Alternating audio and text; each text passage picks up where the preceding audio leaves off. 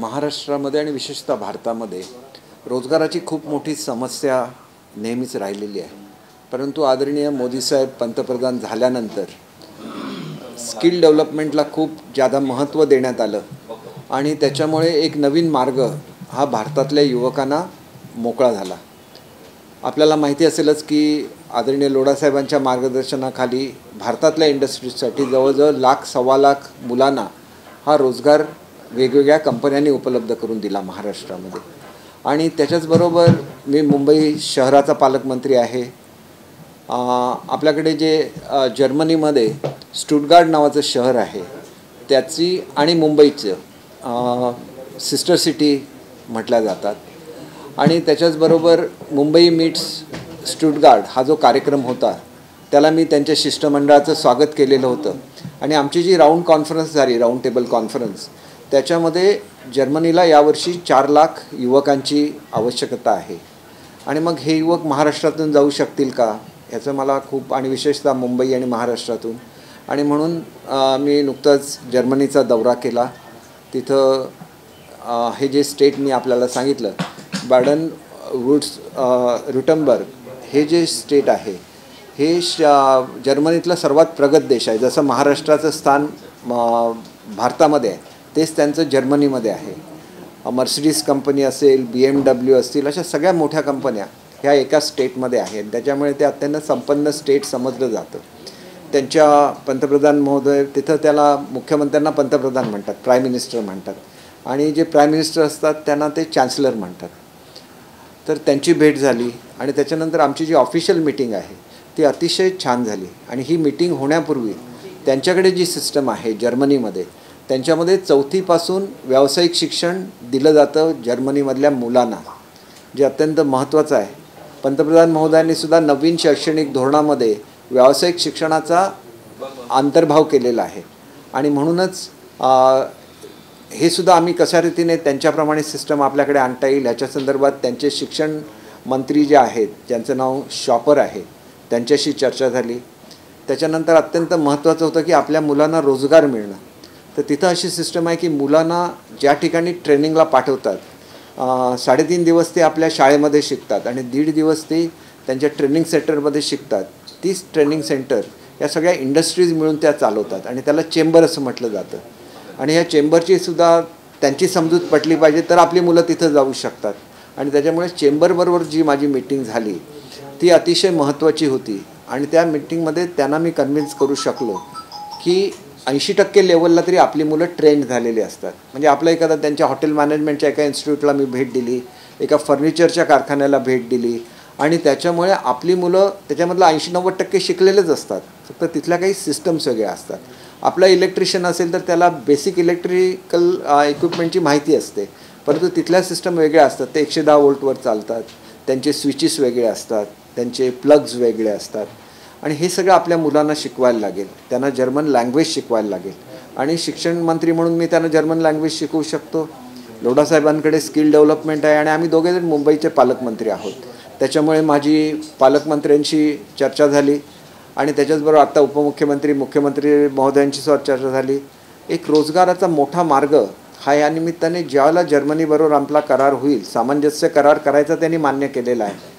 कारण त्यांना हे कन्व्हिन्स करायला लागतं की आमच्याकडे सुद्धा ह्या सिस्टम सगळ्या आहेत, चांगल्यापैकी ट्रेनिंगच्या फॅसिलिटीज आहेत.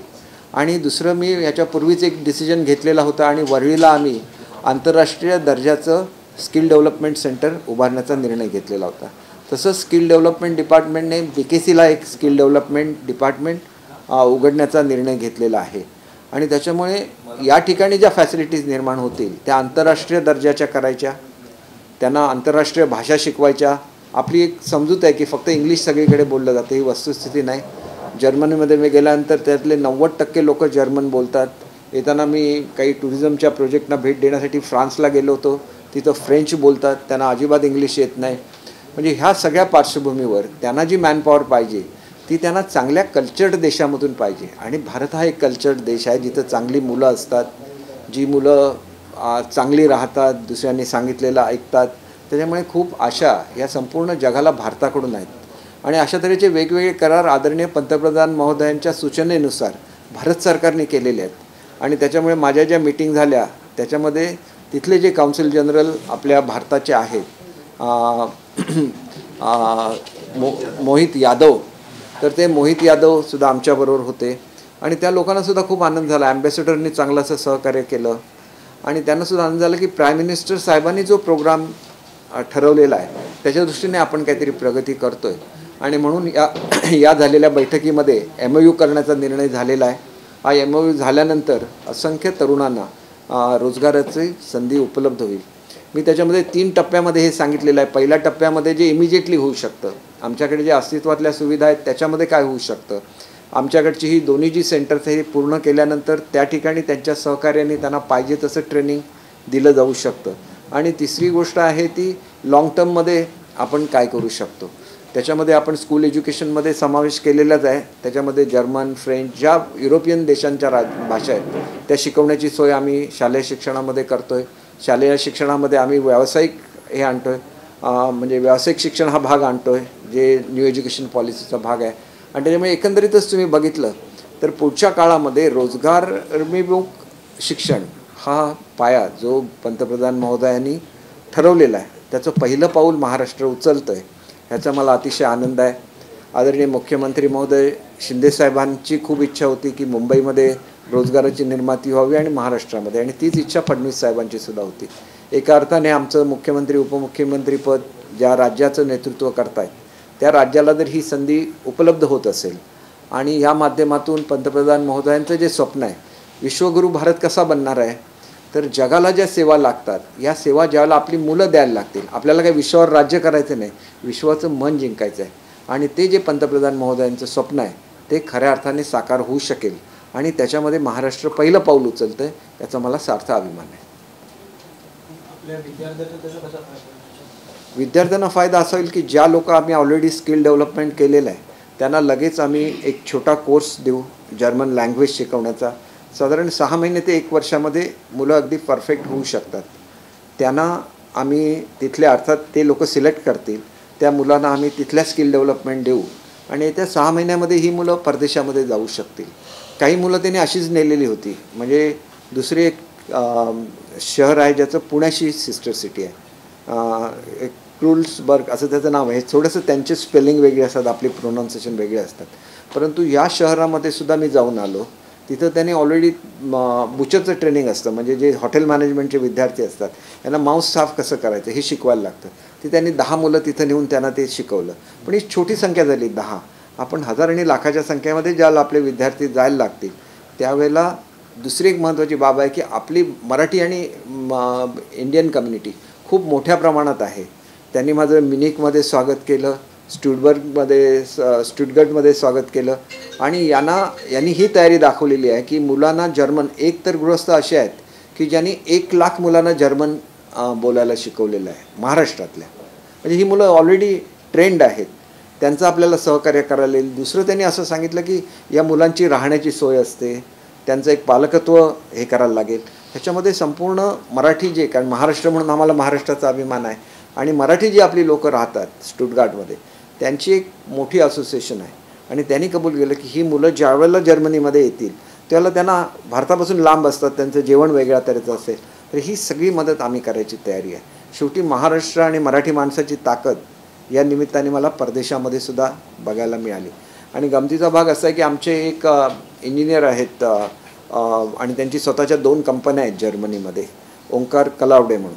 त्यांनी ह्या सगळ्या दौऱ्यामधली अरेंजमेंट, आमचे अधिकारी गेल्यानंतर त्यांची सोय, प्रत्येक गोष्ट एवढ्या बारीकपणे बघत होते की मराठी माणसं आपल्या माणसावर किती प्रेम करू शकतात ह्याचे उत्कृष्ट उदाहरण आहे. त्यांच्या स्वतःच्या कंपनीमध्ये 90 इंजिनियर्स आहेत आणि सगळे भारतीय आहेत. म्हणजे हे जे आहे भारताची जी लिंक आहे जर्मनीशी आजची नाही, जुनी आहे आणि हा एक गेटवे आहे. म्हणजे जर्मनी हा सगळ्यात युरोपमधला पॉवरफुल देश आहे आर्थिकदृष्ट्या आणि युरोपच्या युनियनचं नेतृत्व हा देश करतो. त्यामुळे एकदा तुम्हाला तिथे एंट्री मिळाल्यानंतर इतर जे देश आहेत त्याच्यामधली एंट्री सुलभ होणार आहे. आणि संपूर्ण युरोपमध्येच मॅनपॉवरची शॉर्टेज आहे आणि भारतामध्ये प्रचंड स्किल्ड मॅनपॉवर आहे जी गेल्या 5 वर्षामध्ये मोदी साहेबांनी तयार केलेली आहे. आणि त्याच्यामुळे हे जर कॉम्बिनेशन योग्य रीतीने झालं तर महाराष्ट्र ह्याच्यामध्ये आघाडीवर असेल याची मला खात्री आहे. पण हे फक्त जर्मन भाषेत शिक्षण दिलं जाईल का? ज्यांना जर्मन एकाच लँग्वेजमध्ये नाही, आम्ही कसं आहे की जी लोकांना जर्मनी शिकायचं ते जर्मन शिकू शकतात, ज्यांना फ्रेंच शिकायचं आहे फ्रेंच शिकू शकतात, स्पॅनिश शिकायचं आहे स्पॅनिश शिकू शकतात. शेवटी असं आहे की संपूर्ण युरोपमध्ये आज मॅनपॉवर शॉर्टेज आहे, जपानमध्ये मॅनपॉवर शॉर्टेज आहे. त्यानंतर एक महत्त्वाची चर्चा माझी लंडनमध्ये झाली. तिथं भारतीय वंशाचे तिथले जे मेयर होते त्यांचे चिरंजीव हे डॉक्टर राम म्हणून आहेत. हे डॉक्टर राम पंजाबी आहेत, परंतु ते एक असोसिएशन चालवतात, ज्या असोसिएशनच्या माध्यमातून MBBS झालेल्या मुलांना पुढचे डिप्लोमा शिकवले जातात, हेल्थ केअर कशी घ्यायची वगैरे ह्या संदर्भातलं. तर जपानसारख्या देशामध्ये खूप मोठी मॅनपॉवर शॉर्टेज आहे.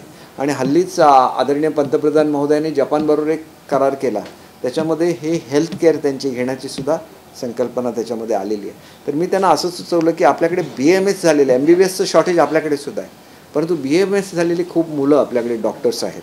आणि त्यांना जर अशा तऱ्हेचं हेल्थ केअरचं ट्रेनिंग इथं करता आलं तर ही मुलं त्यांचे जे ज्येष्ठ नागरिक ह्याच्यामध्ये राहतात व्हिलेजेसमध्ये, केवळ जपानमध्ये नाही, जर्मनीमध्ये नाही, जपानमध्ये आहे, इतर देशांमध्ये आहेत.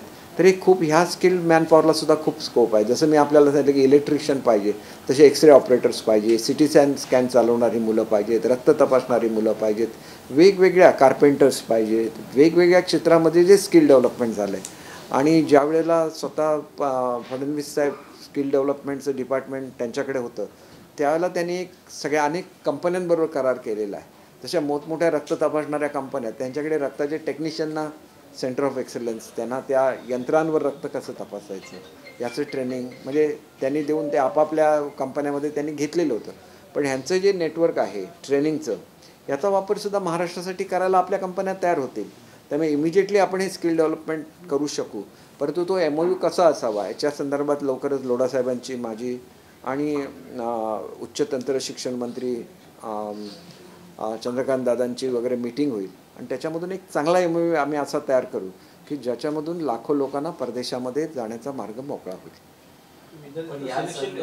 या ज्या संधी आहेत ज्या आपण परदेशात आपण पाहतोय त्या आपल्या भारतात का होऊ शकणार नाही? भारतामध्ये ऑलरेडी मी आपल्याला सांगितलं की 1.5 लाख लोकांना आपण एका दिवशी रोजगार दिला, पण लोकांना हे माहिती नसतं. अनेक तरुण असे आहेत की ज्यांना हे काहीच माहिती नसतं. ते प्रेस कॉन्फरन्स घेऊन इथे 40,000 नोकऱ्या गेल्या, इथं 20,000 नोकऱ्या गेल्या असं काहीतरी बोलत असतात. त्यांना माहिती नाही की एकाच दिवशी 1.25 लाख नोकऱ्या त्यासुद्धा ह्या सरकारने दिलेल्या आहेत. एका दिवसामध्ये राजभवनामध्ये कार्यक्रम झाला, सगळे टॉप इंडस्ट्रियलिस्ट होते आणि 1.25 लाख नोकऱ्या एका दिवशी हे झाल्या. आता त्याच्या भरतीचे तुम्ही बघितलं की जागोजागी मेळावे सुरू असतात, तो त्याचाच एक भाग आहे. आणि म्हणून आपण एक गोष्ट लक्षात घेतली पाहिजे की काम केलं पाहिजे. काम करणारी लोक बोलत नसतात आणि बोलत नसल्यामुळे लोकांपर्यंत हे पोचत नाही. म्हणून मी मुद्दाम प्रेस कॉन्फरन्स घेतली की आम्ही काय काम करत असतो लोकांना कळलं पाहिजे. असे अनेक विषय असतात जे एज्युकेशनच्या संदर्भातले आहे.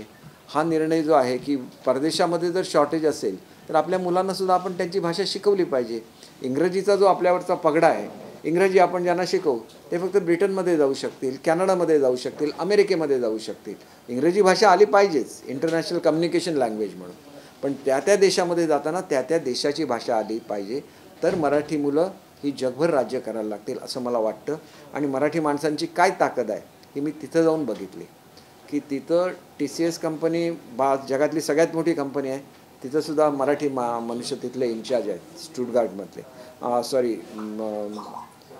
आपण पहिल्यांदा कुठे गेलो,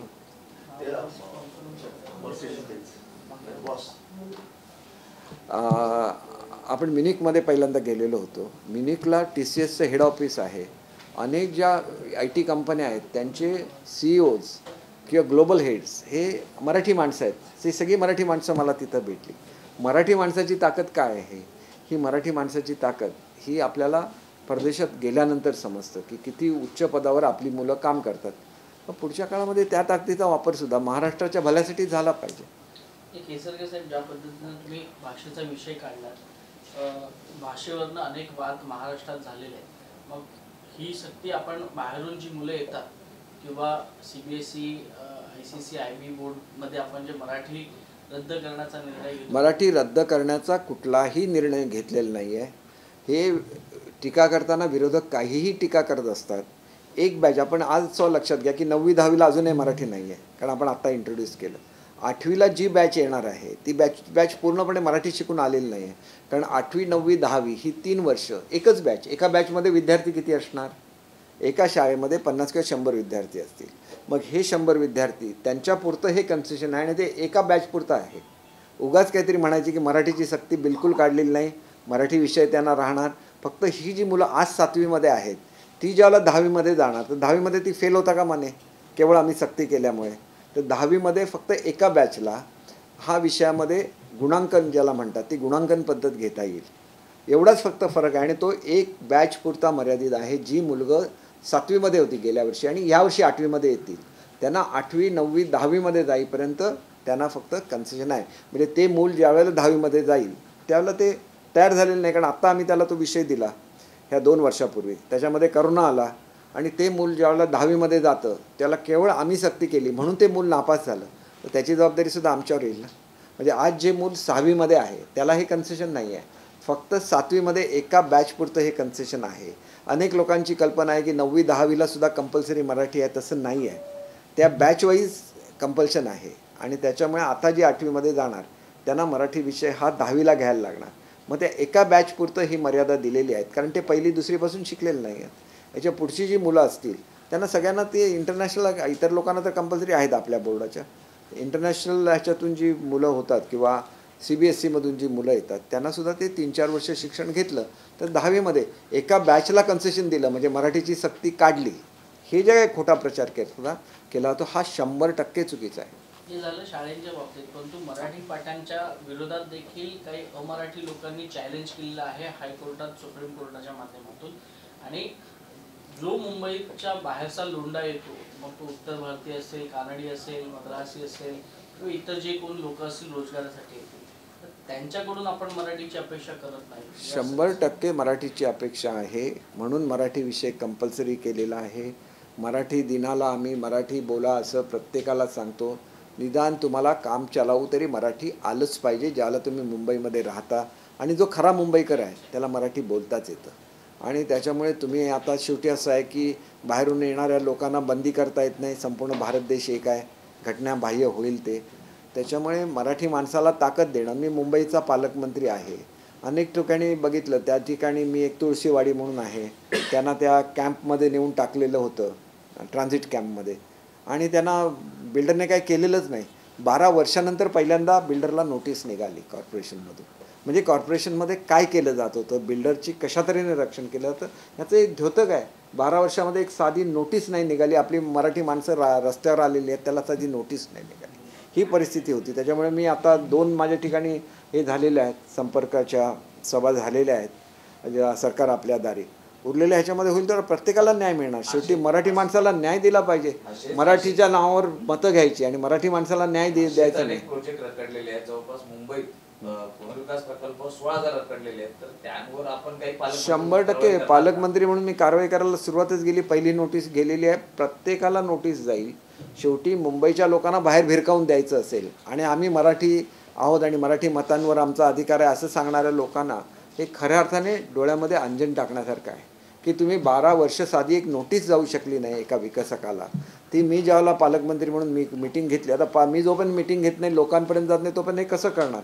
आणि म्हणून मी तेवढ्यापुरतं मर्यादित ठेवलेलं नाही सरकार आपल्या दारीपर्यंत. मुंबई ही 100% महिलांसाठी सुरक्षित राहिली पाहिजे. याच्यासाठी प्रत्येक विभागामध्ये जी पोलीस स्टेशन आहेत या पोलीस स्टेशनवर मी स्वतः मीटिंग ठेवण्याच्या सूचना दिलेल्या आहेत. महिला आणि ज्येष्ठ नागरिक दोघांचं संरक्षण कुठल्याही सरकारने करायलाच लागतं आणि ह्या दृष्टीने महिला, ज्येष्ठ नागरिक यांच्याशी थेट संपर्क हा पोलीस यंत्रणेच्या माध्यमातून करणाऱ्या त्यातली पहिली मीटिंग ही शनिवारी संध्याकाळी 5 वाजता आहे. त्याचं स्थळ निश्चित झाल्यानंतर मी आपल्याला ते सांगेन. साधारणपणे आपल्याकडे हा जेजेचा जो परिसर आहे आणि ज्याच्यामधून आमचे यामिनीताई जाधव निवडून आलेले आहेत त्यांच्या ह्याच्यामध्ये विधानसभा मतदारसंघामध्ये मी पहिली मीटिंग पोलीस डिपार्टमेंटची लावलेली आहे. प्रत्येक ठिकाणी ट्रॅफिकच्या असलेल्या समस्या, महिलांच्या समस्या असलेल्या समस्या आणि ज्येष्ठ नागरिकांच्या संदर्भात असलेल्या समस्या याच्यामध्ये स्वतः आम्ही सगळे पालकमंत्री लक्ष घालणार आहोत. मुंबई जगातलं सर्वोत्कृष्ट शहर झालं पाहिजे. याच्यासाठी मुंबईची स्वच्छता, केवळ मुंबईच्या रस्त्यांची स्वच्छता किंवा मुंबई चकचकीत होणार नाही, तिथलं सामाजिक जीवन तेवढंच स्वच्छ झालं पाहिजे. या आमचा प्रयत्न राहील. सर, गेल्या अनेक दिवसांपासून मंत्रिमंडळाचा विस्तार रखडला आहे, मात्र आता लवकरच विस्तार होतील याचे संकेत स्वतः मुख्यमंत्री यांनी देखील दिले आहेत. आपण मुख्य प्रवक्ते आहात, काय एकूण या सगळ्या संदर्भातली माहिती? अनेकांना उत्सुकता आहे मंत्रिमंडळ विस्ताराची, आपली वर्णी लागेल की नाही याची. एक असं आहे की मुख्यमंत्री जे सांगतात ते फायनल असतं, त्याच्यावर मी परत काय स्टेटमेंट देणं योग्य होणार नाही. माझ्या दृष्टीने सुद्धा ही आनंदाची बाब आहे, कारण आता विधानसभेचं अधिवेशन येतं आहे आणि कॅबिनेट मिनिस्टर म्हणून आम्हाला किती अडचण होते की खालचे आणि वरचे 2 सभागृह आहेत महाराष्ट्रामध्ये. त्याच्यामुळे लिटरली धावाधाव होते की राज्यमंत्री असले तर ते 1 सभागृह सांभाळू शकतात, कॅबिनेट मंत्री 1 सभागृह सांभाळतात. आणि त्याच्यामुळे हे खूप रिलीफ हा आम्हा सगळ्या मंत्र्यांनासुद्धा असणार आहे. हे एक्सपान्शन झालं आणि सुप्रीम कोर्टाचा निकाल झाला आहे, त्याच्यामुळे जे कोण म्हणायचे घटनाबाह्य सरकार अजूनही तेच बोलत आहेत. म्हणजे त्यांचं ज्ञान एवढं आहे की त्यांनी काही वकील एंगेज करून ठेवलेले आहेत. ते वकीलसुद्धा रोज ह्याच्यावर येतात आणि यूट्यूबवर येतात आणि वेगवेगळं काहीतरी सांगत असतात, लोकांच्या मनात कन्फ्युजन निर्माण करत होता. एक तर तुमचं म्हणणं होतं की हे सरकार सुप्रीम कोर्टाच्या निर्णयाने पडलं का? पडलं नाही. त्यांनी अधिकार तो विधानसभेच्या अध्यक्षांचा आहे म्हणून सांगितला, जो अधिकार आपल्या इलेक्शन कमिशनचा आहे तो इलेक्शन कमिशनचा आहे म्हणून सांगितला. शेवटी सुप्रीम कोर्ट हे सुप्रीम आहे. कुठल्याही परिस्थितीमध्ये घटनात्मक जी व्यासपीठं आहेत त्यांचे जे अधिकार आहेत ते त्यांनी कायम ठेवलेले आहेत. दुसरी जी मागणी होती की उपाध्यक्षांकडे हे द्या, साफ फेटाळून टाकलेली आहे. ती 7 खंडपीठाकडे पाठवली, त्याच्यामुळे तिथं हार झालेली आहे. सगळीकडे हार कशी होते की मुळातच तुमचं सरकारला कोणी जनतेने मतदान दिलेलं नव्हतं. लोकशाही विरोधी सरकार तुम्ही स्थापन केलं, हरलेल्या लोकांना तुम्ही सत्तेमध्ये आणलं आणि हे जे पाप केलं त्या पापाची किंमत शेवटी कुठेतरी द्यायला लागते. आणि ती दिली तर दुसऱ्याच्या नावाने का ओरडता? आम्ही आमची कामं करतोय, तुम्ही का मग कामं करू शकला नाही? ह्याचं उत्तर तुम्ही जनतेला दिलं पाहिजे. आणि त्या एक राज्य एक गणवेश असं एक संकल्पना आहे, काय संकल्पना? एक गोष्ट अशी आहे की या वर्षीपासून आम्ही ही संकल्पना अस्तित्वामध्ये आणतोय, परंतु काही शाळांनी ऑलरेडी काही ऑर्डर दिल्या होत्या आणि त्या ऑर्डर सुरू झाल्या होत्या, त्याच्यामुळे त्यांचं सुद्धा नुकसान होता कामा नये. म्हणून आम्ही एक असा निर्णय घेतोय की 3 दिवस जो त्यांचा ओरिजिनल गणवेश होता तो 3 दिवस त्यांनी घालायचा आहे, सोमवार, मंगळवार, बुधवार. आणि गुरुवार, शुक्रवार, शनिवार हा जो राज्याचा युनिफॉर्म आहे तो त्यांनी घालायचा. राज्याचा जो युनिफॉर्म आहे, आम्ही स्काउट गाईडचा जो हे आहे, आता स्काउट गाईडने जगामध्ये आपला युनिफॉर्म चेंज केला आहे आणि तो स्काय ब्ल्यू शर्ट केला आहे आणि ब्ल्यू कलरची पॅन्ट केलेली आहे.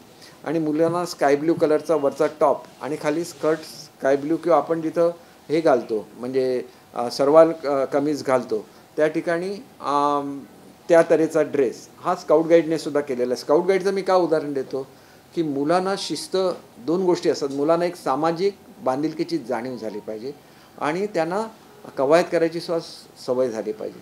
त्या दृष्टीने NSS, NCC किंवा स्काउट गाईड हे शाळेमध्ये शिकवलं जातं. तर याच्यामध्ये आपण असा प्रयत्न करतोय की NCCला वेगळा ड्रेस द्यायला लागतो, जो NCC ज्या ठिकाणी युनिट्स आहेत तिथं गव्हर्नमेंट त्यांना ते देत असतं. मध्यंतरी MCC नावाचं युनिट काढलं होतं, हे आता बंद झालेलं आहे, त्याच्यामुळे तिथं आपल्याला काही स्कोप नाही. NSSमध्ये ड्रेस कंपल्सरी नसतो. म्हणजे मुलांनी निदान स्काउट गाईडच्या माध्यमातून तरी हे करावं. आणि त्या ड्रेसवर त्यांनी एक साधा स्कार्फ घातला की त्यांचा स्काउट गाईडचा गणवेश तयार झाला. आम्ही त्यांना बूट देतो आहे, आम्ही त्यांना सॉक्स देतो आहे. म्हणजे आपली मुलं शाळेत जाताना एवढी छान दिसतील. अनेक ग्रामीण भागामध्ये अनवाणी मुलं जात असतात, कोणी याचा आजपर्यंत विचार केला नव्हता. म्हणजे आपण मागासवर्गीय किंवा दारिद्र्यरेषेखालची लोकांना गणवेश द्यायचो, इतरांचा आपण विचार करत नव्हतो. आता सगळ्या मुलांना गणवेश मिळणार, ही एक महत्त्वाची बाब आहे. आणि म्हणून मला असं वाटतं की हे सगळं महाराष्ट्रामध्ये घडत असताना हे लोकांपर्यंत तुमच्या माध्यमातूनच जाऊ शकतं, नाही तर आम्ही काय त्याचा प्रचार करत नाही. सरकारी शाळांना असणार आहे की खाजगी शाळांना सुद्धा? हे सरकारी शाळांना असणार. खाजगी शाळांनी खरा आता याचा विचार केला पाहिजे की आम्ही ह्या खाजगी शाळा काढल्या, 100% पगार आपण शासनाकडून घेतो, इतर खर्च आपण शासनाकडून घेतो, परंतु त्या शासकीय शाळा नसल्यामुळे ती मुलं ह्याच्यापासून वंचित होतात. याचा विचार कधीतरी खाजगी शाळांनी केलाच पाहिजे असं मला वाटतं. शेवटी शिक्षणासाठी म्हणून तुम्ही या संस्था स्थापन केल्या ना, मग त्या मुलांचा तुम्ही विचार करणार नाहीत का? तर याच्यामध्ये मला सगळ्या शैक्षणिक संस्थांबरोबर एकदा बसलं पाहिजे. हा जो काय स्टेटस आहे हा कधीतरी बदलला पाहिजे, कारण त्या जर गव्हर्नमेंट स्कूल असल्या तर त्या मुलांना असं युनिफॉर्म मिळणार. त्या मुलांना आता आपण मोफत पुस्तकं देतो परंतु युनिफॉर्म देऊ शकत नाही, इतर फॅसिलिटीज त्यांना देऊ शकत नाही, त्यांना लॅब्स देऊ शकत नाही. आमच्याकडे ह्या सगळ्यासाठी पैसे असतात केंद्र शासन आणि राज्य शासनाच्या माध्यमातून, 60-40चा रेशो आहे, परंतु हे मुलांना पोचू शकत नाही, ही वस्तुस्थिती आहे. आणि मग ह्याच्यासाठी खाजगी शाळांचे चालक महाराष्ट्राच्या मुलांच्या हिताच्या दृष्टीने पुढे येणार का, हा त्यांचा प्रश्न आहे. ते जर स्वतःहून पुढे आले तर आम्ही त्याचं स्वागत करू आणि मग याच्या संदर्भात काही निर्णय घेऊ. आणि नाही आले तर मग काय निर्णय घ्यायला लागेल. शेवटी मुलांचं हित हे शिक्षणामध्ये सर्वोच्च असतं. केसरकर साहेब, मुळात असं आहे की आता शाळेला अवघे काही दिवस उरलेले आहेत. आनंदाची शिदा आपण देणार होतो दिवाळीला, पण तोपर्यंत दिवाळीच्या काहीतरी आदल्या दिवशी वगैरे असं किंवा दिवाळी सुरू झाल्यानंतर आनंदाची शिदा पोहोचली लोकांपर्यंत. गणवेशाचं देखील असंच होईल असे एक चित्र दिसतंय, कारण का वेळ कमी आहे. आताच मी तुम्हाला सांगितलं की काही बहुतेक शाळांकडे निम्मे गणवेश तयार आहेत. ते त्यांना शाळेच्या पहिल्याच दिवशी मिळणार, म्हणून तर 50%चा निर्णय मी घेतलेला आहे. आणि हे गणवेशसुद्धा त्यांना म्हणजे पहिलीच्याच मुलांना फक्त नव्याने गणवेश द्यायला लागतात. बाकीच्या मुलांकडे गेल्या वर्षीचे गणवेश असतातच, परंतु हे जे गणवेश 50% आहेत हे त्या शाळांमध्ये तयार केलेले आहेत. आणि मी आता असा सुद्धा विचार करतो की डायरेक्ट कापड पाठवून त्यांनीच तिथं शिवून घ्यावं. एका मुलाचा ड्रेस एका दिवसामध्ये शिवून मिळतो, 2 दिवसामध्ये शिवून मिळतो. फक्त तो महिला बचत गटांकडून शिवून घ्यावा अशी एक अपेक्षा आहे, ती त्यांनी करावी. आणि महिला बचत गटांना सुद्धा माझी अपेक्षा अशी आहे की आम्ही ज्यावेळेला तुम्हाला हा बिझनेस देतो आहे त्यावेळेला तुम्हीसुद्धा वेळेमध्ये ते पूर्ण केलं पाहिजे. आजच आमचं याचं टेंडर निघतं आहे. हे पॅक केलेलं मटेरियल हे प्रत्येकाच्या ह्याच्यामध्ये जाईल, त्या मुलाच्या त्या ह्याच्या साईजनुसार. आणि त्यांना तिथंच त्यांनी ते शिवून घ्यायचं आहे महिला बचत गटांकडून. जिल्हा माविमने ही जबाबदारी घेतलेली आहे. माहीम ते वेळेत पूर्ण करेल. आणि आत्ताच मी तुम्हाला सांगितलं 50% गणवेश तयारच आहेत. त्याच्यामुळे तुम्ही सांगतायत तसं गणवेश मिळालं नाही असं कुठल्याच शाळेत होणार नाही.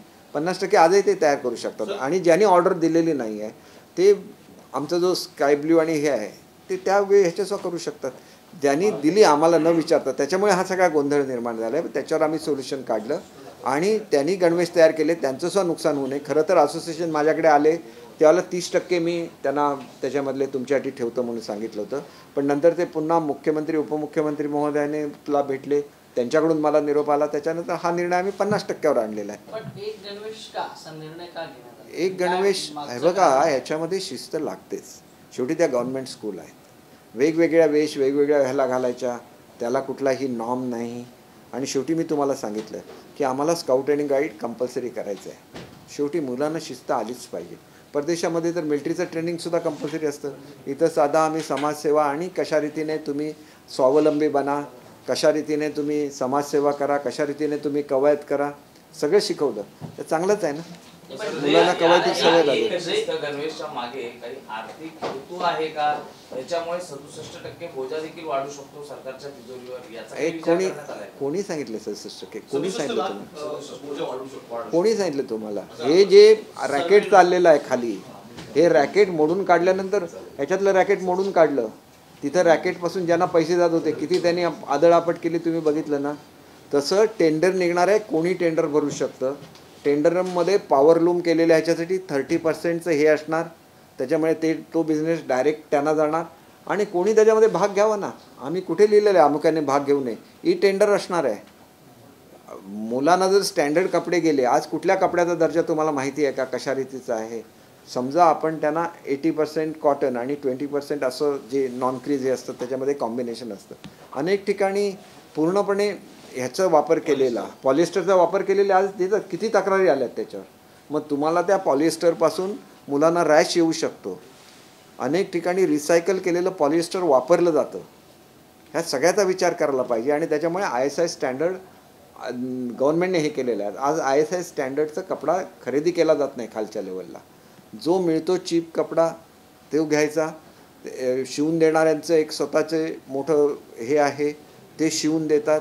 आणि कुठल्या दर्जाचे कपडे कोणाला जातात ह्याच्यावर काहीही कंट्रोल नाही आहे. आमचा काय इंटरेस्ट आहे? कोणी ते टेंडर हे करावं. मी अगोदरच सांगितलेलं आहे, खुलं टेंडर आहे, 100 लोकांनी सहभागी व्हा. परंतु त्या दर्जाचा कपडा हा मुलांपर्यंत पोचला पाहिजे. त्याचं स्टिचिंग हे तिथल्या स्थानिक महिलांकडून झालं पाहिजे.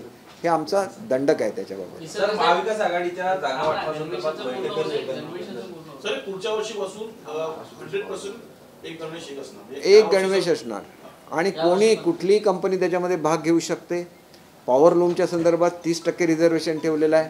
त्याच्यामुळे विशेषतः विदर्भातल्या जिथं कापूस ग्रोईंग हे आहेत, जिथं मिल्स झालेल्या आहेत, त्यांना मोठ्या प्रमाणात संधी ह्या निमित्ताने उपलब्ध होणार आहे. पण त्यांनासुद्धा कंपल्सरी आहे की तो दर्जा त्यांनी ठेवायलाच लागेल. ISI दर्जाचा कपडा आम्ही चेक करणार आणि तोच मुलांना मिळणार. मी सगळं मुलांना द्यायचं हे केलेलं आहे. बूट ह्या वेळेला देणार, सॉक्स देणार. कधी दिले होते मुलांना बूट आणि सॉक्स? त्या मुलांचा तो अधिकार आहे ना. फक्त श्रीमंतांच्याच मुलांनी बूट आणि सॉक्स घालून शाळेत जावं कोणी सांगितलेलं आहे? आणि म्हणून हे जे काय सांगितलं जातं त्याच्यामध्ये एक गोष्ट तुम्ही अशी दाखवा की या कंपनीशी आपण टायअप केलेलं आहे सप्लाय करण्यासाठी. अजिबात केलेलं नाही आहे. ई टेंडर निघणार, आजच ते ई टेंडर प्रसिद्ध होणार. त्याच्यामध्ये कुठल्या दर्जाचा कपडा तो हे करणार, त्यानंतर तो कपडा तसं त्यांनी पीससुद्धा कट करून पॅक करून आम्हाला दिले पाहिजेत. म्हणजे वेस्टेजसुद्धा कुठे झालं आणि कपडा एक्स्ट्रा केला असं सुद्धा ठेवलेलं नाही आहे. आणि ह्याच्यावर माझी आता 3री मीटिंग आहे. आज ते फायनल होईल आणि मुलांना दर्जेदार कपडे हे घरच्या घरी मिळतील. एक असं आहे की सर्वच विद्यार्थ्यांना एक रंगाचे कपडे दिले तर मुळात आपण जे रंग वेगवेगळे ठेवतो ते आयडेंटिफाय करण्यासाठी ठेवतो. आता उद्या जर अ शाळेतला विद्यार्थी ब शाळेतही जाऊन बसू शकतो. जर एखादा खोडकर असं बिलकुल तर ब शाळेतला विद्यार्थी अ शाळेत असं तुम्हाला कुठे सांगितलं? सांगलीसारख्या जिल्ह्यामध्ये सगळ्या गव्हर्नमेंट स्कूलना एकच ड्रेस आहे. सांगलीच्या पूर्ण जिल्ह्यामध्ये ते CO हुशार होते त्यांनी ते केलं. बाकीच्या COने हे करायला पाहिजे होतं, केलेलं नाही आहे. प्रत्येक जे स्कूलमधली जी हे असेल त्यांची शिक्षण समिती ते आपल्या मनाप्रमाणे तो ड्रेस डिझाईन करतात. त्याप्रमाणे कोण लाल कपडे घालून जातं, कोण पिवळे कपडे घेऊन जातं, कोण हिरवे कपडे घालून जातं. प्रत्येक कमिटी ठरवते त्यांचा ड्रेस. ते शेवटी गव्हर्नमेंट स्कूल आहे, त्याला शिस्त पाहिजेच. महाविकास आघाडीच्या जागा वाटपासंदर्भात अलीकडे बैठका सुरू आहे आणि यामध्ये असं दिसून येते की उद्धव बाळासाहेब ठाकरे शिवसेना ही शिवसेना 3ऱ्या क्रमांकावर आहे. त्यांना त्यांच्या जेवढे निवडून आलेले सदस्य आहेत त्यानुसारच जागा मिळतील असं चित्र किंवा प्राथमिक चर्चा तरी अशी आहे असं सांगितलं जातं. नाही, कसं आहे की आज त्यांच्याबरोबर त्यांचे मुख्य कोणच नाही आहे. सगळे आमदार निघून गेले, सगळे खासदार निघून गेले आणि ते काय जे शिवसैनिक शिल्लक आहेत मूळ शिवसैनिक त्यांना खोटं सांगून त्यांच्याबरोबर ठेवण्यात आलेलं आहे. ते पूर्णपणे काँग्रेस आणि राष्ट्रवादीच्या आहारी गेलेले आहेत. त्यांना स्वतःची कुठलीही मतं शिल्लक झालेली नाही आहेत. दर 8 दिवसातून एकदा ते सिल्वर ओकला जातात.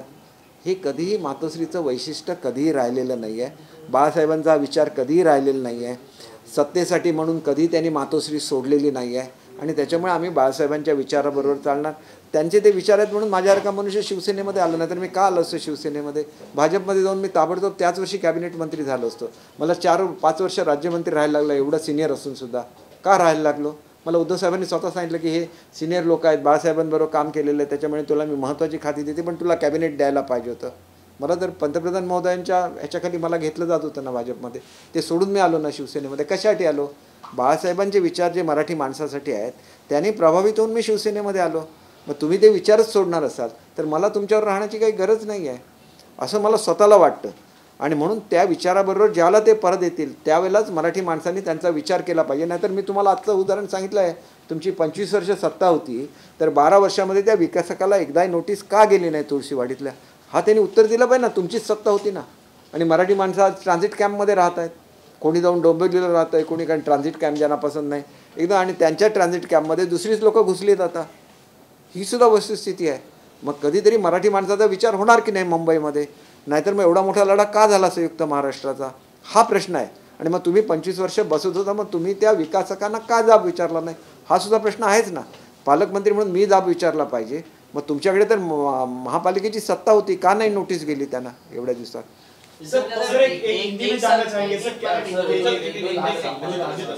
सर केसरकर शिक्षकांनी मागणी केलेली आहे की फेरविचार व्हावा एकसारख्या गणवेशावर. शिक्षकांनी मागणी काय? शिक्षकांनी आपलं शिकवण्याचं काम करावं. सरकार आपलं काम करेल, शिक्षकांनी आपलं कामं करावी. शिक्षकांना सगळ्या सुविधा मी दिलेल्या आहेत. 61,000 शिक्षकांना एका वेळेला मेनस्ट्रीममध्ये घेतलेलं आहे. मर्यादा अशा असतात की शिक्षकांनी कसं शिकवायचं याच्यासाठी मी आता प्रत्येक वहीमध्ये एक पान घातलेलं आहे. त्याच्यामध्ये शिक्षक कशा रीतीने नोट्स देतात हे सुद्धा आम्ही चेक करणार आहोत. शेवटी मुलांना शिक्षण मिळणं हा आमचा अधिकार आहे आणि तो आमचा अधिकार आहे. तो मुलांच्यावर आमचं फुल कॉन्सन्ट्रेशन असणार. हे करत असताना ज्या ज्या त्यांच्या समस्या होत्या सगळ्या मी समजून घेतल्या गेल्या 8-9 महिन्यामध्ये. त्या केंद्र प्रमुखांची जागा रिक्त होती त्या ठिकाणी केंद्रप्रमुखांच्या जागा हे करून दिलेल्या आहेत. त्यांच्या इतर काय मागण्या होत्या सगळ्या पूर्ण केलेल्या आहेत. त्यांची 10, 20, 30ची मागणी ही सुद्धा आता आपण ह्याच्यामध्ये घेतो आहे. त्याच्यामुळे शिक्षकांच्या बाबतीत मी त्यांना गुरु म्हणून पूर्ण हे दिलेलं आहे. परंतु त्यांनीसुद्धा कुठल्या गोष्टीमध्ये इंटरफिअर करावं याला मर्यादा आहेत. कारण आजसुद्धा त्यांचे अधिकार नाहीच आहेत, स्कूल कमिटीचे अधिकार आहेत. मग स्कूल कमिटीचे अधिकार असताना ते असं का बोलत आहेत? सोलापूरला एक लॉबी आहे जी मोठ्या प्रमाणात ड्रेस तयार करते आणि केंद्र शासनाचं धोरण आहे की त्या जिल्ह्यामधल्या महिला बचत गटांनी हे केलं पाहिजे, तर त्यांनी ते करावं. त्यांनी रेडीमेड गार्मेंटची फॅक्टरीज चालवाव्या. आमचं काहीच ऑब्जेक्शन नाही आहे. ही काय माझी पॉलिसी आहे का? ही केंद्र शासनाची पॉलिसी आहे की महिला बचत गटांना काम मिळालं पाहिजे. आणि त्याच्यामुळे सोलापूरची लोक अशी जर लॉबी तयार करत असतील तर मला माझा हा निर्णयसुद्धा बदलायला लागेल. त्यांना मी पूर्ण हे दिलेलं आहे. त्यांचे माझ्याकडे रिप्रेझेंटेशन आल्यानंतर आणि सोलापूरचे जे सगळे लोकप्रतिनिधी आहेत त्यांनी सांगितल्यानंतर मी 30% रिझर्वेशन ठेवलं होतं तयार झालेल्या कपड्यांवर, आता ते 50%वर नेलं आहे. आणि तरी जर असं काही ते दबाव आणण्याचा प्रयत्न करत असतील तर मग लोकांनीसुद्धा विचार केला पाहिजे की आपल्या मुलांना कमी दर्जाचे कपडे द्यायचे की आपण त्यांना योग्य दर्जाचे कपडे द्यायचे. कारण एक चांगल्या तुम्ही जर हे घेतला चांगल्या कापडा असलेला ड्रेस तर तो 3-3, 4-4 वर्ष तो ड्रेस तसाच राहतो. हे मी स्वतः बघितलेलं. मी सुद्धा शाळेमध्ये जाताना जनरल स्कूलमध्ये गेलेलो आहे. तिथले युनिफॉर्म आणि आमच्याकडे 5-5 गाड्या असताना सुद्धा मला चालत आमचे वडील पाठवायचे. एवढ्या शिस्तीमध्ये मोठा झालेला मी तरुण आहे. त्याच्यामुळे कधी हे मी बघितलेलं नाही आहे. मी स्वतः चालत जायचो, स्वतः ते खाकी पॅन्ट आणि सफेद शर्ट घालायचो. आम्ही हे पाळलेलं आहे. आणि त्याच्यामुळे मुलांकडे बघताना सुद्धा मला जशी माझ्या वडिलांनी शिस्त लावली तशी शिस्त सगळ्या मुलांना लावणं ही माझी जबाबदारी. उशीर झाला असं वाटत नाही का तुम्हाला? हा, उशीर आणि बरोबर ह्याचा प्रश्न नसतो. मुळात ज्या वेळेला हे होतं म्हणजे लोकांना देत नव्हते सगळ्या लोकांना, त्याला एका तरी संघटनेने माझ्याकडे आलेत का की सर्व मुलांना गणवेश द्या म्हणून?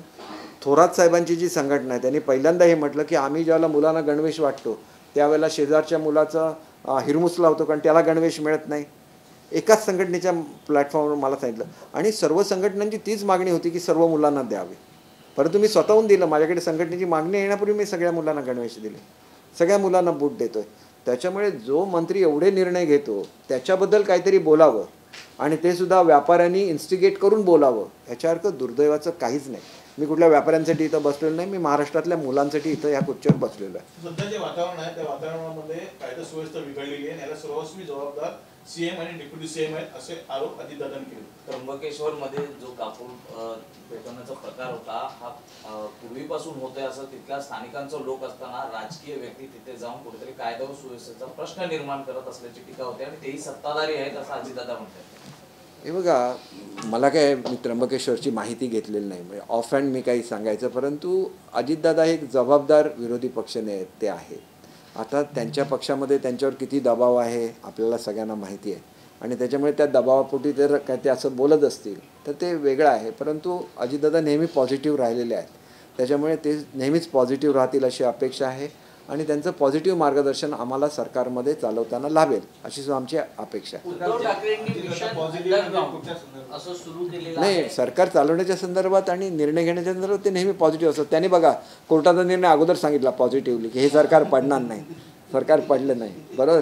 उद्धवसाहेब दिवस रात्र सांगायचे, आदित्यसाहेब दिवस रात्र सांगायचे, परंतु विरोधी पक्षामधले एकमेव अजितदादा जे सांगायचे की हे सरकार कुठल्याही परिस्थितीत पडणार नाही. मग ते पॉझिटिव्ह म्हटलं पाहिजे ना. सरकार चाललं पाहिजे. उगाच गोंधळ करायचा, हरलेल्यांना सत्तेवर घ्यायचं, याला काय अर्थ आहे सांगा? उद्धव ठाकरेंनी मिशन अंडरग्राऊंड सुरू केलेलं आहे. चावडीवर जाऊन काही गुप्त हे म्हणजे उद्धव ठाकरेंनाच ती माणसं माहीत आहेत अशा पद्धतीची लोक आहेत.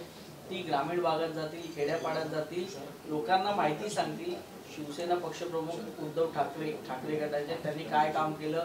आता सध्या मला आनंद झाला. मला सुद्धा एकदा सांगा की उद्धव ठाकरे साहेबांनी काय काम केलं महाराष्ट्रासाठी. एकदा तर आम्हाला सुद्धा कळलं पाहिजे ना. आम्ही त्यांना सारखं सांगत होतो हे करा हे करा, कोकणासाठी पर्यटन करा. पर्यटनाचा एक प्रकल्प आणला का आदित्य ठाकरेंनी? 2.5 वर्ष राहिले पर्यटन मंत्री. पर्यटन जिल्हा कुठला आहे? सिंधुदुर्ग जिल्हा आहे. अहो साधी मी सांगितली सबमरीनसाठी पैसे मी दिले होते ज्यावेळेला मी अर्थ खात्याचा मंत्री होतो.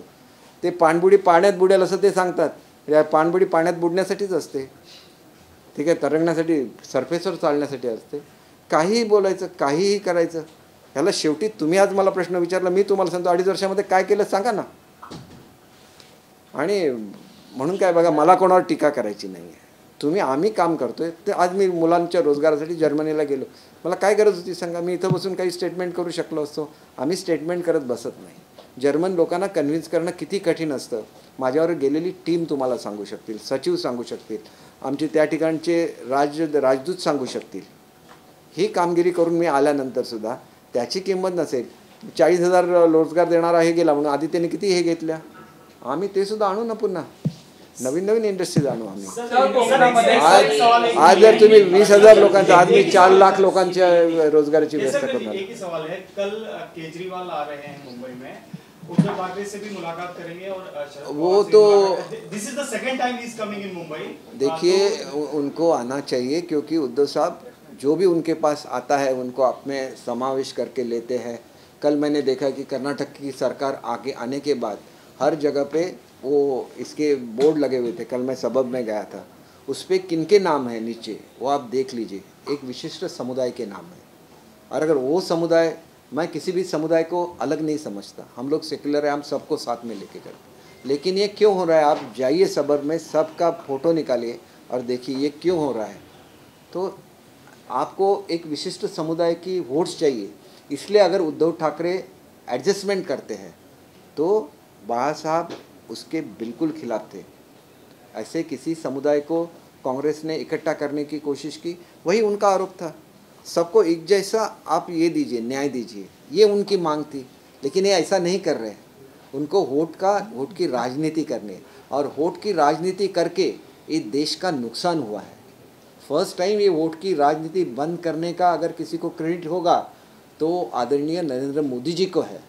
और अगर वही वो वापस लाना चाहते हैं तो देश और ये देश की जो जनता है उनके कभी भी माफ़ नहीं करेंगे. एक व्यक्ति को पराभूत करने के लिए आप इकट्ठा आते हैं, आपकी विचारधाराएं अलग है, आप विशिष्ट समुदाय की तरफ ये करना चाहते हैं वोट के लिए किसी भी समुदाय को मत देखिए, उन्हें वोटर की तरफ से दे देखिए, उनको मानवीय दृष्टि से देखिए. इतना ही मेरा कहना है. Thank you. साहेब, केजरीवाल हे आता मुंबईत येत आहेत, विरोधकांची कुठेतरी एकजूट होताना पाहायला मिळत आहे, कसं पाहताय? अहो एकजूट कशासाठी, की पंतप्रधान आज जगाच्या पातळीवर पोहोचलेले आहेत, भारताला न्याय देत आहेत, भारत बदलतोय, मेक इन इंडिया चालू झालेला आहे, आपल्या गाड्या बुलेट ट्रेनसारख्या गाड्या आपण आपल्या राज्यामध्ये तयार करतोय.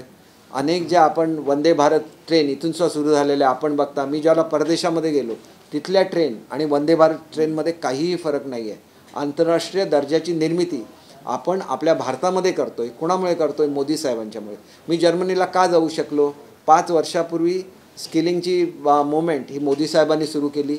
अनेक मुलांना प्रशिक्षित केलं. आज त्यांना रोजगार पाहिजे, पण त्यांना स्किलअप कोणी केलं? मोदी साहेबांनी केलं. म्हणून मी अभिमानाने जाऊ शकलो परदेशामध्ये. आपल्या मुलांना हे कळलं पाहिजे, मुलं जागृत झाली पाहिजे. असलं जे घाणेरडं राजकारण करणारे राजकारणी असतात यांच्यावर बॅन तरुण पिढीने घातला पाहिजे. तुम्ही काय केलं आयुष्यभर हे त्यांना विचारलं पाहिजे. भारताला किंमत का नव्हती ही त्यांना विचारलं पाहिजे. आणि ही भारताची किंमत जर मोदी साहेबांनी आणलेली असेल तर मग तुम्ही सगळे एकत्र का आलाय? तुमच्या आपापल्या राज्यामध्ये तुम्ही काय केलेलं आहे? हे सगळे प्रश्न विचारले गेले पाहिजेत. त्यांचा उपमुख्यमंत्री आज जेलमध्ये आहे. त्यांनी स्कॅम केलं, ते दारूचं स्कॅम केलेलं आहे, त्याच्याबद्दल प्रश्न त्यांना विचारलं पाहिजे. आणि दारूचं स्कॅम केलं तसंच आपले गृहमंत्री गेले जेलमध्ये, त्यांचं मंत्रिपद कायम होतं. नवाब मलिक जेलमध्ये आहेत परंतु सरकार पडेपर्यंत त्यांचं मंत्रिपद कायम होतं. ही तुमची नीती आहे. ही नीती कोणीही जेलमध्ये असताना त्यांना मंत्री आम्ही ठेवलेलं नाही आहे. कोणावर आरोप असतील तर ते आरोप ज्यावेळेला सिद्ध होतात त्यावेळेला ईडीमध्ये कोणाला अटक केली तर ईडीच्या कोर्टाच्या समोर जायला लागतं आणि कोर्ट त्यांना कस्टडी देतं किंवा कोर्ट त्यांना जेलमध्ये पाठवतं. ईडी कोणालाही जेलमध्ये पाठवत नाही. त्याच्यामुळे पुरावे सादर करायलाच लागतात त्या कोर्टाकडे. आणि तुमच्यावर ज्यावेळेला पुरावे आमच्या कोणावर सिद्ध झाले आणि कोण जेलमध्ये गेले दाखवा ना. अहो आरोपाचा हे बघा, मी तुम्हाला अतिशय नम्रपणे सांगतो की आरोप असल्यानंतर आपल्याला आपली बाजू कोर्टासमोर मांडण्याची संधी असते. ईडी असेल, CBI असेल, त्यांच्यासमोर आपली बाजू मांडण्याची संधी असते. तुम्ही सुद्धा मांडा ना व्यवस्थित. काल ईडीच्या समोर जयंत पाटील साहेब गेले, त्यांनी आपली बाजू व्यवस्थित मांडली, त्यांना काही होणार नाही. असं कुठे आहे? ईडीच्या नोटिसा आलेल्या नाहीत, इन्कम टॅक्सच्या नोटिसा आलेल्या नाहीत, CBIच्या नोटिसा आलेल्या नाहीत, प्रत्येकाला गेलेल्या आहेत ना. मग गेल्यानंतर त्यांनी व्यवस्थित सिद्ध करून दाखवलं पाहिजे की ही ह्याच्यातली वस्तुस्थिती आहे, त्यांना काही होणार नाही. तुम्ही असं का म्हणता? आम्ही कुठला मंत्री दाखवा की ज्याच्यावर आरोप करून त्याला जेलमध्ये टाकलं आणि तरी त्याचं मंत्रिपद काढून घेतलं नाही. ज्याला आरोप केला जातो त्यालाच मंत्रिपद काढून दिले. हे पहिल्यांदा झालं त्यांच्या सरकारमध्ये की आरोप झाले, जेलमध्ये गेले, पण मंत्रिपद कायम होतं. तर भारताच्या इतिहासामध्ये कुठेही झालेलं नाही. जे ह्या प्रगतिशील महाराष्ट्रामध्ये घडलं ही वस्तुस्थिती आहे. सर, नाणार आणि बारसूच्या विरोधानंतर आता तळ कोकणात म्हणजे दोडामार्गमध्ये देखील चाचपणी केली जाते प्रकल्पासाठी अशी माहिती मिळते. काही दिवसांपूर्वी देखील स्थानिक वृत्तपत्रांनी बातम्या दिल्या, मोठ्या दिल्लीतील एका उद्योगपतींनी त्या ठिकाणी येऊन नाही, उद्योग जर कोकणामध्ये आणायचेच नाहीत आणि कोकणातल्या माणसांनी कायम उपाशी राहायचं असं जर तुमचं म्हणणं असेल की उपाशी पोटी असल्यानंतर हे आम्हाला मतदान करतात असं जर त्यांचं मत असेल तर ते उद्योग आणणारच नाहीत ना. एकदा उद्योग आले की लोक हुशार होतात, स्वतः कमवायला लागतील आणि मग तुमच्या मागे धावणार नाहीत. ते कोकणातल्या माणसांना सुद्धा रोजगार मिळाले पाहिजेत. मी सुद्धा नेहमी प्रत्येक उद्योगपतीला सांगत असतो कोकणामध्ये इंडस्ट्री आणा म्हणून. आमच्याकडे सिंधुदुर्ग जिल्ह्यामध्ये पोल्युशन मेकिंग इंडस्ट्री येऊ शकत नाहीत. त्यामुळे दोडामार्गला जागा शोधताय ते म्हणणंच मुळात चुकीचं आहे. दोडामार्गला अम्युजमेंट पार्कचा प्रकल्प येण्यासाठी आम्ही प्रयत्न करतो आणि ती गव्हर्नमेंटची लँड आहे. त्याच्यामधून जवळजवळ काही हजार मुलांना 5-10 हजार मुलांना नोकऱ्याची हे आहे. आता मी जाऊन हे डेस्नीलँडचं हे बघून आलो. त्याच्यामध्ये तशीच सिच्युएशन आहे की त्यांनी आर्टिफिशियल लेक तयार केला आहे आणि त्याच्यामधून ते अमेरिकेमध्ये घेऊन जातात. आता नेणारं जहाज अमेरिकेच्यासारखं ते डिझाईन केलेलं आहे. तसं जहाज जर आमच्या तिलारीला लागलं आणि त्याच्यामधून त्यांनी अशा भागामध्ये नेऊन ठेवलं की जिथं जुनी अमेरिका निर्माण केलेली आहे तर निसर्गाची कुठली हानी न होता तेवढं केवढं मोठं पर्यटन चालू शकेल. डोळस मनाने पर्यटनाकडे बघायला शिका आणि मग त्याच्यामधून रोजगार आणायला शिका. मग मी आताच प्रश्न विचारला की 2.5 वर्ष पर्यटन मंत्री होते आदित्य ठाकरे, काय केलं कोकणासाठी, काय केलं कोकणासाठी याचं उत्तर दिलं पाहिजे ना. कोकणाची लोक तुम्हाला मतदान करतात ना, साधी भेट तरी कोणाला दिली का, साधे कुठले निर्णय घेतले का. म्हणून मी सांगू शकतो तुम्ही पर्यटन मंत्री होता ना, पर्यटन खातं होतं तुमचं, कोकणासाठी काय केलं सांगा तुम्ही लोकांना. नुसते नेमायचं तिथं काहीतरी कृषीचं धोरण निर्माण केलं, कृषी पर्यटनाचं धोरण तयार केलं. किती कृषी पर्यटनाचे हे तुमच्या काळात झाले मला दाखवा. काही नाही, तुम्ही पॉलिसीज तयार करू शकला नाही. आज लोढासाहेब त्याच्यासाठी प्रयत्न करतायत. मग आमच्यासारखा मनुष्य जर म्हटलं की बा आम्हाला कोकणामध्ये हे करायचं आहे. काल मी जाऊन सबमरीनचं, आत्तासुद्धा तिथं माझी टीम बसलेली आहे, सबमरीन कुठे मिळतात, सबमरीन कशा चालतात सगळ्याचा अभ्यास करतो. आणि मी स्वतःच्या खर्चाने गेलो, मी ह्याने नाही गेलो, गव्हर्नमेंटच्या खर्चाने. तरी पण आम्ही म्हणतो की कोकणामध्ये पहिली सबमरीन आली पाहिजे. मी 4 वर्षापूर्वी पैसे दिले. केरळची सबमरीन बांधायचं काम चालू आहे, तिथं जाऊन बघावं त्यांनी. लाजा नाही वाटत त्यावेळेला.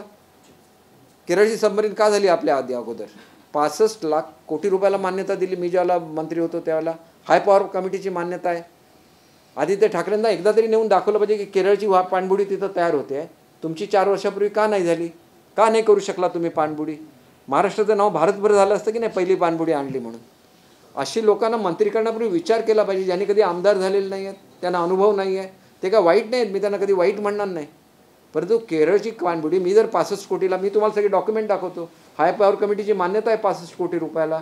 मग आदित्य ठाकरे 2.5 वर्षामध्ये ती पाणबुडी का नाही आणू शकले. उत्तर महाराष्ट्राच्या जनतेला आणि कोकणच्या जनतेला द्यायला लागेल ना. मग केरळची आज का तयार होते, उत्तर द्यायला पाहिजे त्यांनी. नुसतंच इथं तिथं फिरून काहीतरी खोके फोके म्हणून काही होत नाही. खोके शोधायचे ते घरी शोधा, माझं स्पष्ट सांगायचं आहे. इतरांना का खोटं बोलता तुम्ही. आणि मी सुद्धा आहे ना त्या आमदारांपैकी. किती खोके मला दिले सांगावे त्यांनी. असं नाही बोलून चालत. आम्ही त्यांच्याबद्दल वाईट बोलत नाही, त्याचा विनाकारण गैरफायदा घेऊ नये. बोलायला लागलं तर मी प्रत्येक गोष्ट काढू शकेन. आज तुम्ही बोलला कोकणाबद्दल म्हणून मला सांगायला लागेल की 65 कोटीला जर हाय पॉवर कमिटीची मान्यता होती तर 2.5 वर्षामध्ये एवढ्या वेळेला जाऊन आला ना परदेशामध्ये, एकदाही तुम्हाला वाटलं नाही की जाऊन पाणबुडी बघावी, आणावी. केरळ सरकार का गेलं ते पाणबुडीचं ऑर्डर द्यायला. तुमच्याकडे जर 4 वर्षापूर्वीची मान्यता होती, तुम्ही का नाही गेला. प्रश्न आहे ना, विचारला पाहिजे जनतेने. खोटं बोलणं, चांगली चांगली भाषणं करणं वेगळं असतं आणि जनतेसाठी काम करणं वेगळं असतं.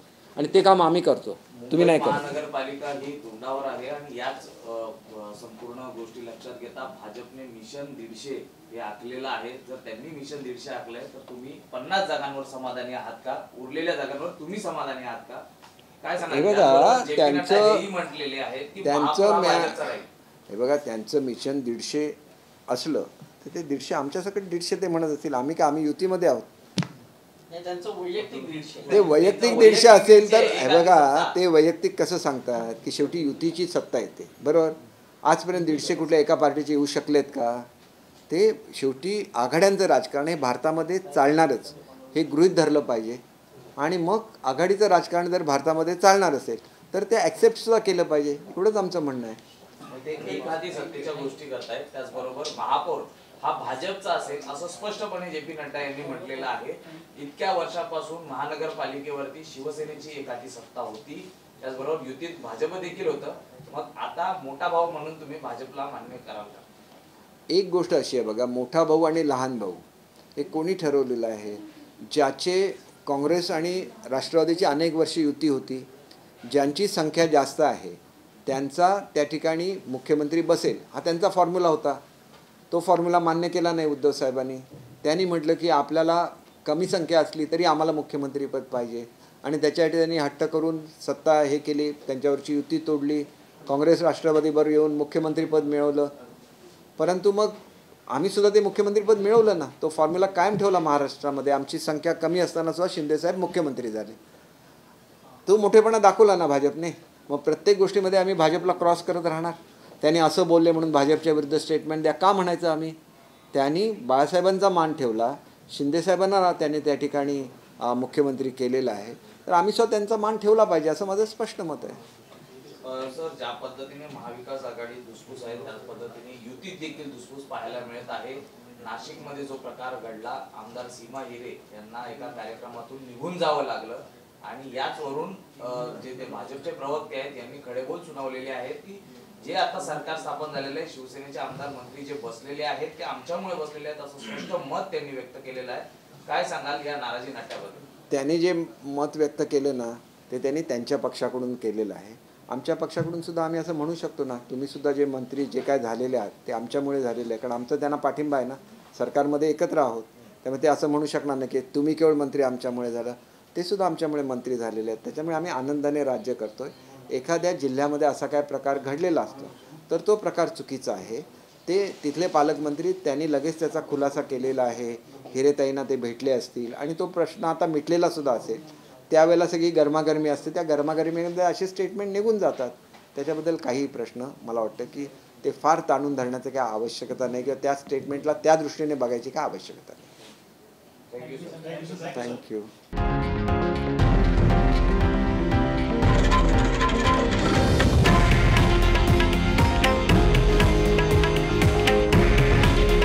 हे आहे देशातील नंबर 1 न्यूज नेटवर्क आणि आपण पाहत आहात TV9 मराठी. काळजी तुमची, हित महाराष्ट्राचं.